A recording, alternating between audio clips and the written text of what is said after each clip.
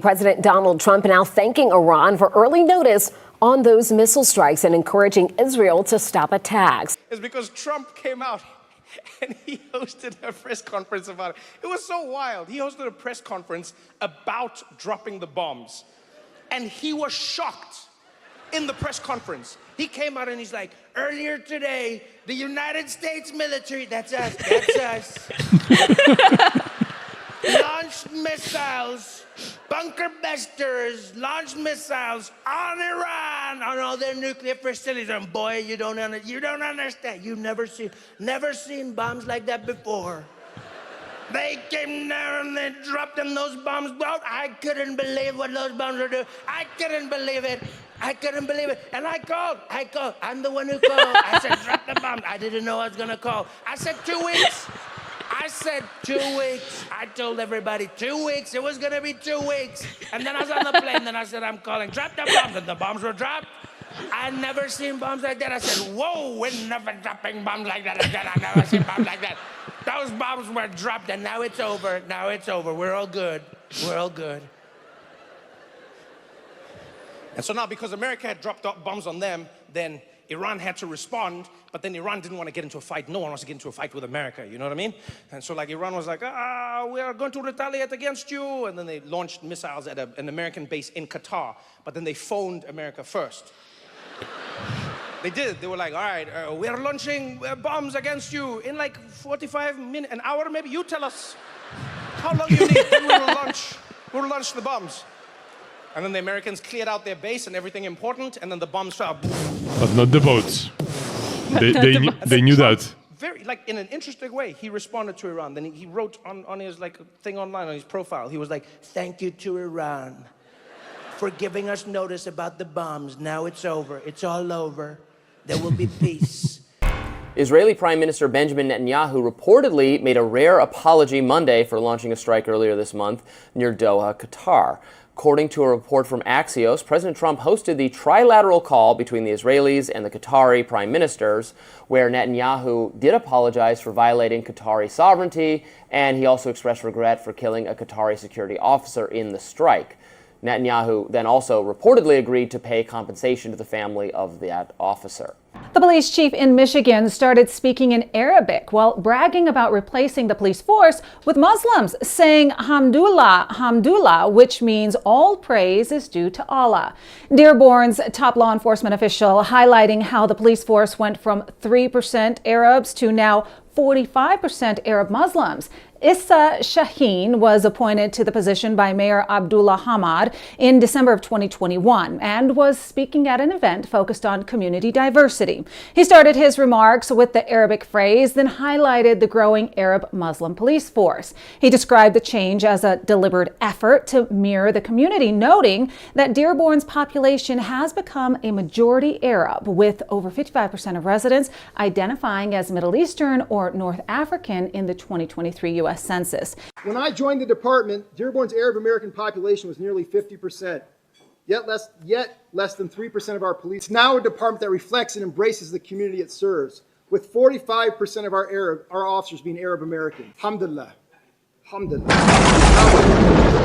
Did you see the police chief in Dearborn? Did you guys see this guy? His name is Police Chief Issa Shahin. He's standing in front of a Lebanese flag. He praises his Arab American police force, celebrating hijabs in the justice system. And just listen what he says with the alhamdulillah. This is in America. Just letting you guys know. Go ahead. When I joined the department, Dearborn's Arab American population was nearly 50%.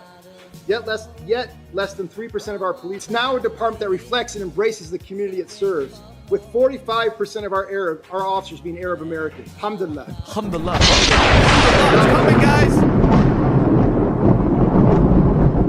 Dearborn is known as the Arab capital of America. It was once a hub for Ford Motor Company workers and a symbol of Midwestern industry. However, the city has seen waves of immigration from Lebanon, Yemen, Iraq, and other Muslim majority nations in recent years. Recent influxes are a Muslim majority who have initiated a call to prayer broadcast publicly 5 times a day.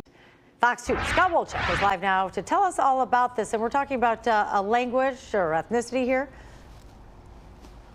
Yeah, you know what? The language we're talking about is Arabic. This is in Dearborn Heights. There's a new patch that's in production, and it's optional. The police officers don't have to wear this specific patch, but it's getting a good amount of commentary on it. So here, take a look at it. You can see it right there. It was designed by a Dearborn Heights police officer. The whole idea, unity and diversity, right? If you've been to Dearborn Heights, there's a lot of businesses with Arabic written on it, you know, so it's kind of a thing that reflects the community. Of course, not everybody feels that way. I went around town kind of asking people, hey, what do you think about it? One of the first guys I talked to actually spoke Arabic. He could read it, so I asked him, well, what does the Arabic text say? It says Dearborn Hatis. Dearborn Hatis Shortak. Short. Cool. So I think I got it somewhat right. We have a lot of Middle Eastern community around Dearborn Heights and Dearborn. So I think it's cool that they're introducing it first time, you said, in the United States of America. So I think it's pretty cool. I guess that's the culture down here is highly Arabic. So I guess it's, you know, in my opinion, I guess it's okay. I mean, like I said, it's different. I don't agree with it, but I don't disagree with it. It is the first one in the country to have Arabic on it. What do you think? Wow. Awesome. I wish I knew how to say awesome in Arabic. Do you think there's probably some haters out there? Of course. Well, that's everywhere, though. And especially on the internet. We posted this on our Fox 2 Facebook page and our socials, and really the conversation blew up online with over 3,000 comments. Some of those more on the opposed side. You're in America. English is the language. In America, we speak and read English first. Official language is English. This has no place in America. People didn't seem quite, they didn't feel comfortable saying that on camera, but on the internet, they were sounding off. Here's what's going on in Dearborn Heights, and you know about it. Dearborn Heights, this is the official police badge in Dearborn Heights. It's over. Okay, just to make sure everybody knows.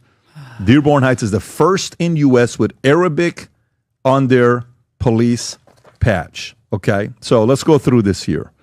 The Dearborn Heights Police Department introduced the nation's first police patch featuring both English and Arabic script, designed by Officer Emily Murdoch to reflect the city's diverse community, and the patch displaying the Michigan seal in the center and the words of Dearborn Heights Police written in both languages. The department, led by Police Chief Ahmed Haidar, confirmed on Wednesday that the optional patch can be worn as part of officers' uniforms, aiming to honor the 39% of Dearborn Heights residents of Middle Eastern and North African descent as of 2023, with neighboring Dearborn having a 55% population of similar background.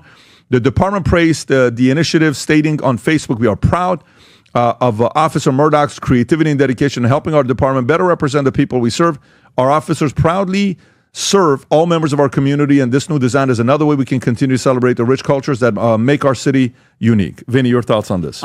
Listen, you could call me a racist, you could call me xenophobic, whatever the hell you want to call me. I don't care. This is a no-go. I don't give a damn if it's Arabic, Hebrew, Farsi, I'm Assyrian. It doesn't matter. The second you put on foreign language on a local law enforcement uniform, you cross the line. And there's nothing that you could say that's going to change my mind. Okay, we made where do we live? We're in the United States of America. No, I don't like any other. This is our freaking country, and I don't call me whatever the hell you want. And again, Adam, we're talking about the New York thing. We let one, then this is going to happen here, and it's not going to stop. I'm anti this through and through. Period.